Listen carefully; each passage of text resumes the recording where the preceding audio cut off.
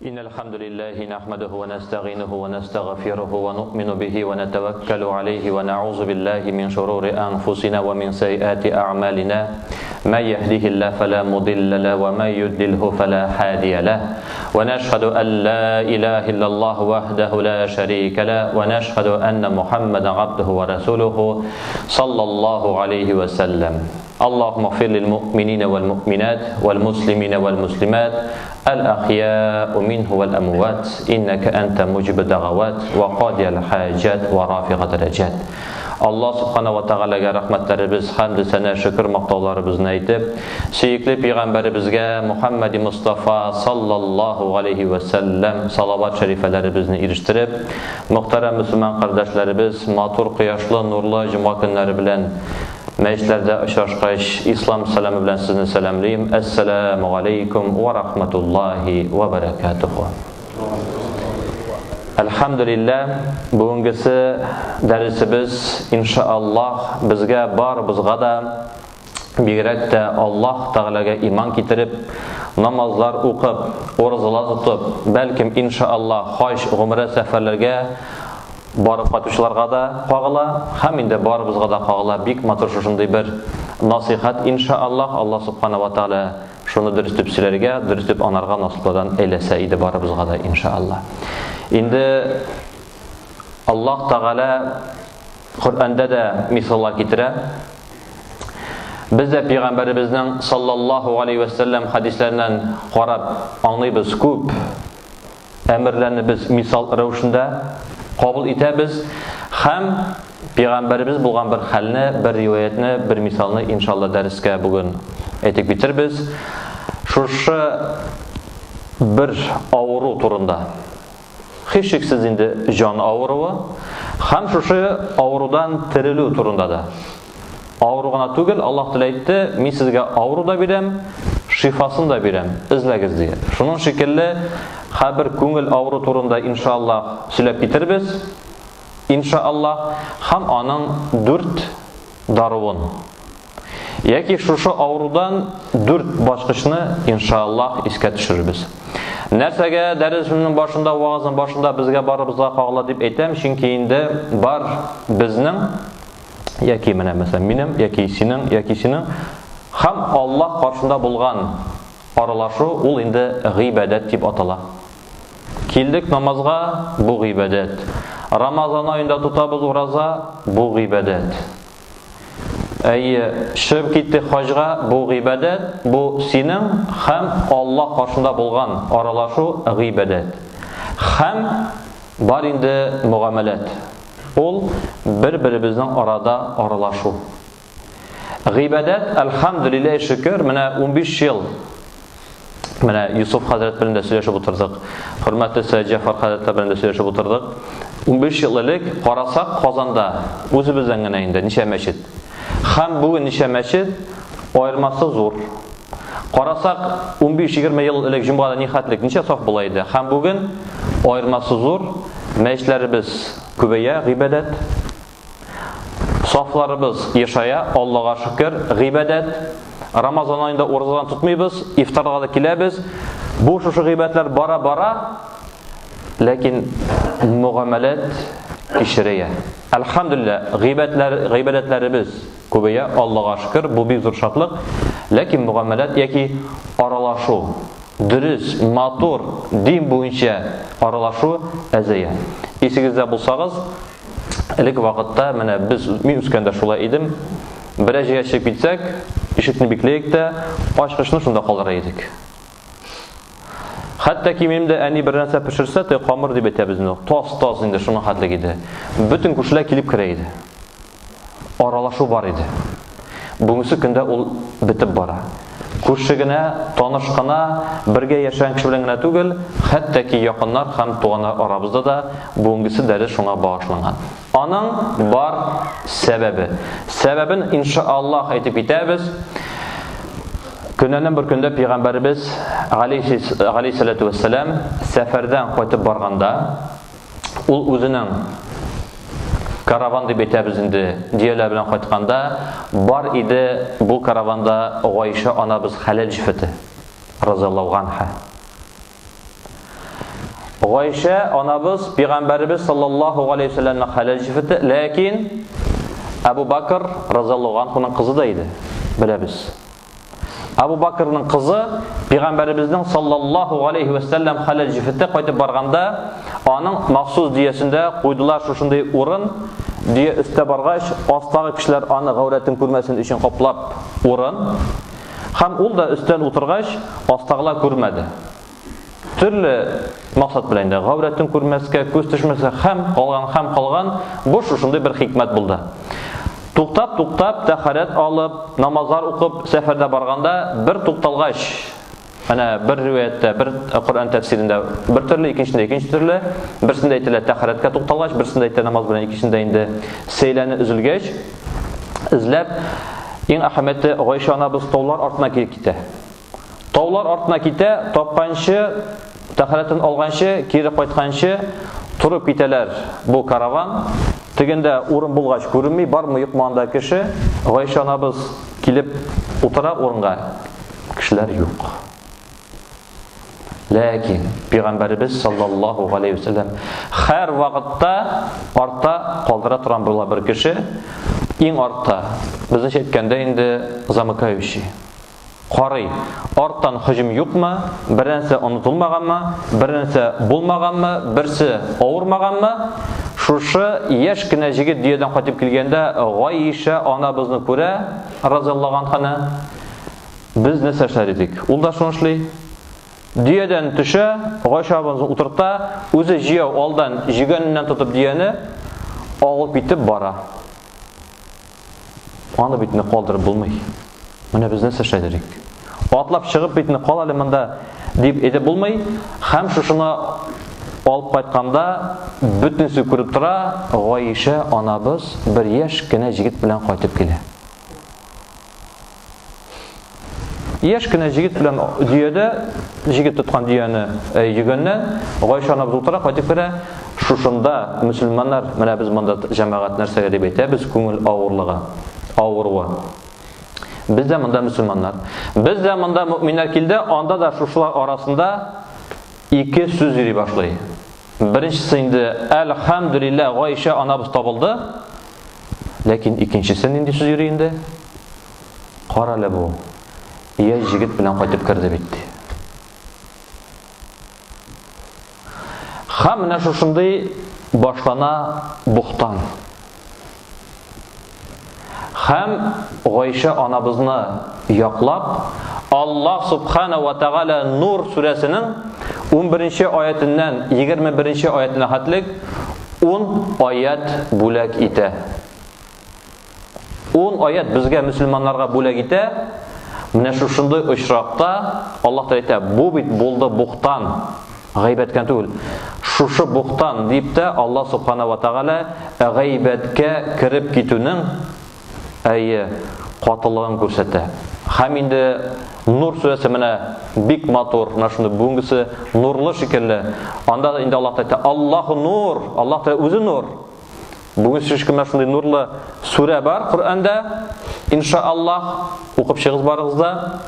Аллаһ Тәгалә әйтә, әгәр дә бер сүз ишетеп, син аны икенче кешегә сөйләп, үзең күрмәенчә дүрт шахид булмаса, син ди Аллаһ Тәгалә ялганчы. Шуңа туганнарыбыз, менә мәчет белән мәчет арасы, мөселман бер-берсе арасы, туганнар арасы, күрше арасы, хезмәт арасы, менә шундый гайбәт һәм бухтан без ишетеп, берәрсенә сөйләп, үзебез күрмәсәк, дүрт шахид анда әйе мин күрдем әйтмәсә, Аллаһ Тәгалә сез алдакчы ди. Бар инде барзак тормышы, кабер, барзак тормышы. Анда айрым Пәйгамбәрбез саллаллаһу алейхи ва саллям алдаучылар турында әйтеп китә, нинди җәза була. Шунда сак булыйк. 10 аят Нур сүрәсендә 11-дән алып 21-гә хәтлек Аллаһ субхана ва тагала Гайша анабызны яклап чыга. Гайша анабызны. Инде шушы бухтан таратучылар арасында кем булды дип сорасагыз, менә бик активный була бит әле ул. Кайбер кеше инде елмайга мөмкин, кайбер кеше әйтепкән җибе, бар шундый бик катыш, тәменә киреп китә. Абу Бакрның кызы Гайша разияллаһу анха. Абу Бакрның әнисенең бер туган апасының малайы. Двоюродный буламы? Мистах исемле.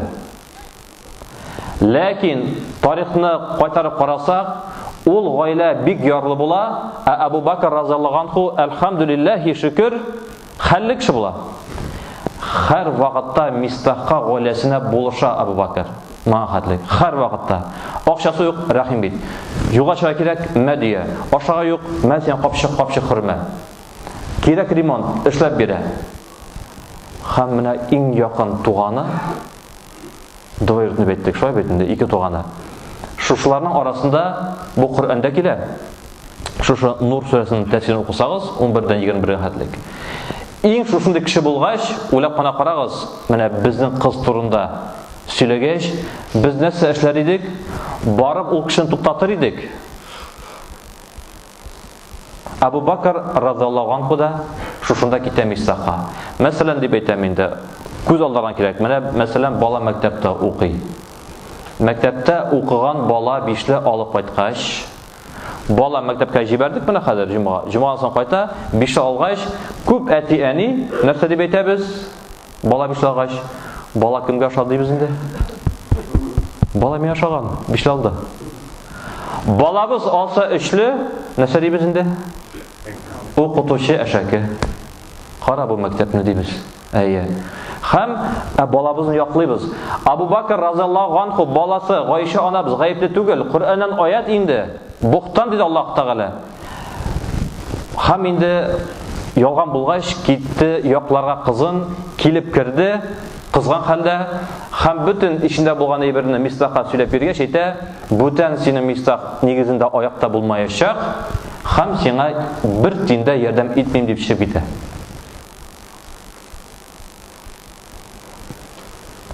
Allah subhanahu wa ta'ala Nur surəsinin 22-ci ayətdən Abu Bakr raziyallahu anhu бүләк итә. Nur surəsində 22-ci ayətində Allah Teala aytə: "Əuzu billahi minəşşeytanirracim. Bismillahirrahmanirrahim.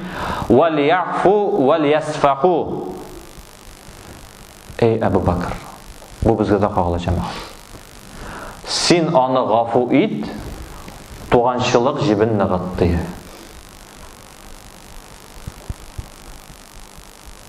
Allah Teala әмір итә, Абу Бакр бара, уйлап кына карагыз. Булмаган хәлне булды дигән, гомер буе ярдәм иткән кеше шуны хәтле сиңа күрсәтсен дә, Абу Бакр бара, гафу үтенә, Аллаһ Теаланың сүзен тыңлап. Һәм әйтә, илемтәне яхшыртыйк инде. Мин сезгә ярдәм итә башлыйм, гафу ит, кызып киткәнмен, ярдәм итәм, аралашыйк, туганчылык җибен үзмик дигәч, дуслашып китәләр. Шуңа да мөхтәрәм мөселман кардәшләрем, менә шушы авырудан, менә күрмәгән әйберне, бирәктә гайбәт булсымы, бухтанмы, безнең дә арада менә безгә килеп җитте икән, бездә туктасын ул. Һәм без аны җибәрмик. Фильтр шикелле. Килде менә су яхшы ул, ләкин арасында бар инде төрле инде шүпләр. Килде ул фильтрга, моннан чиста китте. Аллаһ Тәгалә әйтә, бар әле ди арагызда кем гайбәтне, Аллаһ Тәгалә хәтта әйтә, кем фахишәлекне сөйләргә ярата ди. Аллаһ та шуны сүзен әйтә, сезнең арагызда мөселман арасында бар ди шундый кешеләр, кем әшәкелек яки фахиша дигән сүзне сөйләргә ярата. Монда инде икегә бүленәләр. Бар шундый төр кешеләр кызганча каршы, яшь чакта шушы әшәкелекне эшләгәннен сөйләргә яратучы кешеләр бар. Әйтәләр: "Эх, намазга бастым, намазга хәтлек. Бу алда бу, теге алда теге, шәһәрдә шушы. Бу бөтерле, бусы да ярамый, тәүбә килдек, оныттык.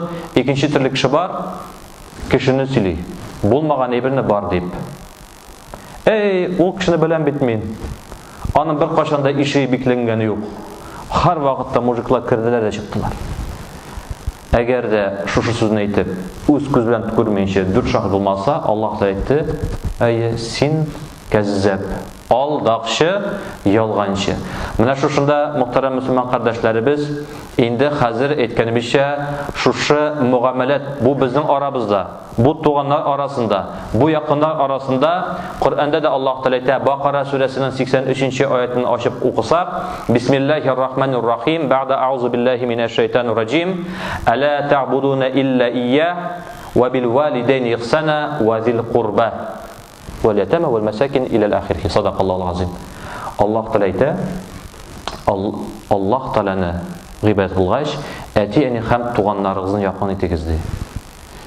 Кем ул зил курба, кариб? Кем ул якын туганнар? Кайсыгыз белә? Близкие родственники. Дин буенча, менә безнең балалар, әти-әни, әти бер туган сеңнекәше, бер туган энекәше һәм аның балалары, әни бер туган сеңнекәше, энекәше һәм аның балалары, бу безнең якын туганнар дигән җәмәгать. Абу Бакр разияллаһу анһуның әнисенең апасының малай булды Мистах. Шушының турында безгә әйтә, һәм менә шушы бүгенге көндә туганнарыбыз мөселман кардәшләрне әйтәсем килә, муамәләт кимеп бара. Аралашу юк. Кемдер күрмәенчә бер гайбәт әйткән, кемдер бер сүзенә үпкәләгән, бер туганнар аралашмый, әти белән әни аралашмый. Мөселман белән мөселман кардәш бер-берсе күрешәләр дә бер-берсенә бурылгач Буқтан гайбәт сөйләм мөмкин, ләкин әйдәгез бүгенге дәрестә килешик. Без бит җомга намазына киләбез. Бер дәрес алып төзәлергә, терелергә. Менә бу буқтан гайбәт дигән авырудан без үзебезнең телтә башлыйк һәм әйдәгез менә шушы якын туганнар белән аралаша башлыйк. Аның өчен 4 дару бар. Үзебездә шушы нәрсәгә мин беренче әйтергә тиешмен, нәрсәгә мин килергә тиешмен дип, үзебездә минлекне алып бер җиргә куер өчен 4 галимнәребез дару бирә. Шушы иншаллах 4 даруны карап итеп, бергәләшеп намаз укырбыз. Беренчедән галимнәр әйтә, син менә шушы бер туганнар белән двоюродный дип әйтәбезме? Яки мөселман кардәш белән, яки күрше белән аралашмай башласаң, иң беренче һәм иң җиңеле барабыз, иң җиңелдән һәм өскә. Иң беренче, иң җиңел дару ул да булса, син алар турында начар әйбер сөйләүдән тукта. Моңа бер нәрсә кирәк түгел. Моңа сөйләшмәскә генә кирәк. Шушындай кемгәдер безнең күңел кайткан икән кире, кемгәдер инде безнең нәфрәт бар икән, иң беренче һәм иң җиңеле аның турында начар сөйләшмә. Мәсәлән, сөйләшә башладык, берсе башлады антон нәрсә сөйләргә, белә торып син аны яратмаганын, син бер нәрсә дә әйтмә. Икенчедән галимнәребез әйтә, аңа сәлам бирә башла. Менә монда инде тегендә бер нәрсә эшләр кирәк түгел. Шулай булгач әйдәгез, иң кимендә барыбызда шушындай бер кеше турында начар сөйләсәк, шушы әйберне туктатыйк. Икенчедән сәлам җибәр. Бүгенге көндә мөхтәрәм мөселман туганнарыбыз, кардәшләребез, күбебездә бәлки барыбызда да бар кесә телефоны. Телефон барыбызда да бар. Алхамдулилlah. Шушында менә кем белән алашмаган җибәр була. Ассаламу алейкум дип. Хәерле көн дип. Җомга мөбарәк булсын дип. Бер көн күрешмәкән юк. 2 көн, бәлкем 1 елдар. Шушы җибәр, шушы әйтергә курыксак, уялсак та, ысымыз дип әйтәбез. Җибәрегез, җибәрик. Бер атнадан күбрәк элек мәҗлескә бардым. Мәҗлестә беткәч, шушы мәҗлесне оештыручы кыз бала килеп әйтте, хәзрәт, бик яхшы мәҗлес үттем әйтәм, кайсы ягы шады дигәч, безнең әти белән әни аерылгач, менә исәтү 15-16 дип әйтте инде исәтү. Әти кеше биткәч, бездән дә 15-16 ел әтине күргән юк диде минем. Шушы мәҗлесне махсус эшләп, бер сәбәп Коръән мәҗлесе. Әтигә хат язым, ысымыз. Әти Коръән укытабыз. Шушындай көнне намаздан соң 13:00 өйләдән соң инде. Сине көтеп калам шушы адреска. 15-16 ел күрмәгән әтисе килде бу мәҗлескә.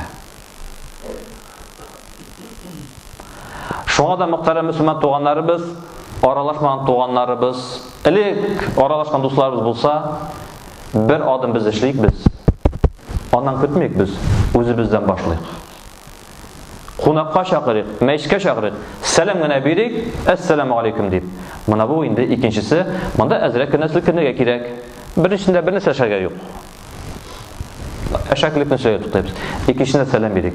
Өченчесендә әйтәләр галимнәребез, мөмкин хәтлек аңа ярдәм ит. Һәрберебезнең якын туганнарыбызга ярдәм кирәк. Күршегә ярдәм кирәк. Менә әле качан әле карлар яуды? Кемне көрәге юк. Көрәк бер яки үзең. Әйе. Менә шулай иттереп ярдәм, матди ярдәм 500, 1000 күпмедер. Тел ярдәме, кул ярдәме, акыл ярдәме, ниндидер бер киңәш кирәк. Син ул хәлне үттең, ярдәм ит син аңа. Менә бусы инде тагын да авыррак, бирәктә күп кешенең фикере буенча инде дип әйтәбез. Матди ярдәм чыгарып бирсәң, үзендә бетә бит диләр. Ләкин бу әле җиңел дип атала. Һәм дүртенчесе мөхтәрәм мөселман кардәшләрем иң авыры дип әйтәләр галимнәребез, гафу итү. Шушы кешене чын йөрәктән, күңелдән гафу итеп, аның белән дә арала башлау. Шуңа да Абу Бакр разияллаһу анһу кире әйләнеп кайтабыз, туганнарыбыз бик җиңел булмады. Ләкин шуның хәтлек Аллаһ Тәгаләне яратып, шуның хәтлек нәфсен кулына җыеп, ул кире мистакка барып, вал яфу, Аллаһ та әйтте, гафу ит яна, гафу итте, вал ясфаху. Һәм илемтәңне яхшыртты. Әлхәмдүлилләһ, шөкер мөхтәрәм мөселман кардәшләребез, бу дөньяда барысы да Аллаһ кулында, барысы да Аллаһтан тора. Без инде шушы Аллаһ юлында барыйк. Шушы дүрт даруны кулланыйк. Әгәр дә арабызда шушындый кеше булса, әйдәгез, бүген бер сәбәп булсын. Туганнар белән, дуслар белән, күршеләр белән элемтәне иншааллаһ яхшыртыйк. Бер барысы да Аллаһ Тәгалә әйткәндә риваятны әйтеп, хәзер инде иншааллаһ фарыз намазны укырбыз. Инде килгән кунакларыбыз, туганнарыбыз, менә сезнең мәхәлләгез бик каты хезмәт итә, мискиннәрне, ятимнәрне карыйсыз. Аллаһ рәхмәтләре булсын. Андый мәҗлесләребез бар. Рәхмәт сезгә мәхәлләгә, хәзрәтләргә, терәк булганга, хәзрәтләргә рәхмәт, шушыны алып барганга Аллаһка шөкер. Шушындай бер гаилә була, олы яшьтәге гаилә, олы яшьтәге бик ярлы. Бер яшь кенә сезнең шикелле чибәр матур җигет аны күрә дә, аның көче җитмәй, ләкин ул игълан бирә. Игълан бирә. Шушындай урамда, шушы квартирада ялгыз бер әби яши. Намазлы, яулыклы, аның бер нәрсәсе юк. Ярдәм итегез әле дигәч, бер кеше динсез дип әйтәбез инде, шоферын чакыра да, хәлле кеше, менә син шуңа тик акча, кибеткә бар, машина тутырып әйберләр алып барып бир. Бу апаңа керәле, мөселман апасына. Ишекне шакып ачкач, кемнән булды дип сораса дие, әйт әле син аңа дие.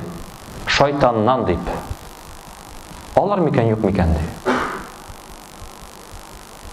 Бу кеше бара, водитель бөтен белән ала, өенә килә, шакый, теге адреска бер олы яшьтәге апаң ача, яулыклы, матур апаң.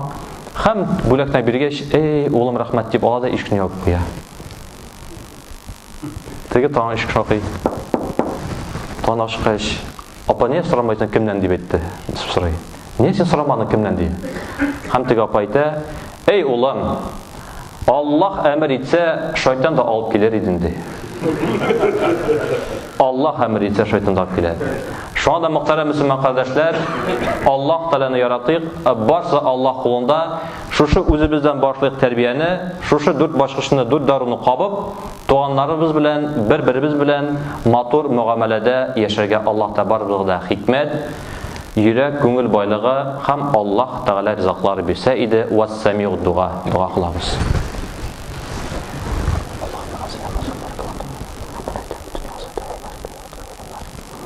اللهم أعز الإسلام والمسلمين في كل مكان برحمتك أرحم الراحمين إلهي من الله أكبر بسم الله الرحمن الرحيم إن الحمد لله نحمده ونستعينه ونستغفره ونؤمن به ونتوكل عليه ونعوذ بالله من شرور أنفسنا ومن سيئات أعمالنا من يهده الله فلا مضل له ومن يضلل فلا هادي له ونشهد أن لا إله إلا الله وحده لا شريك له ونشهد أن محمدا عبده ورسوله صلى الله عليه وسلم اللهم اغفر للمؤمنين والمؤمنات والمسلمين والمسلمات الأحياء منه والأموات إنك أنت مجيب الدعوات وقاضي الحاجات ورافع درجات وأقيم الصلاة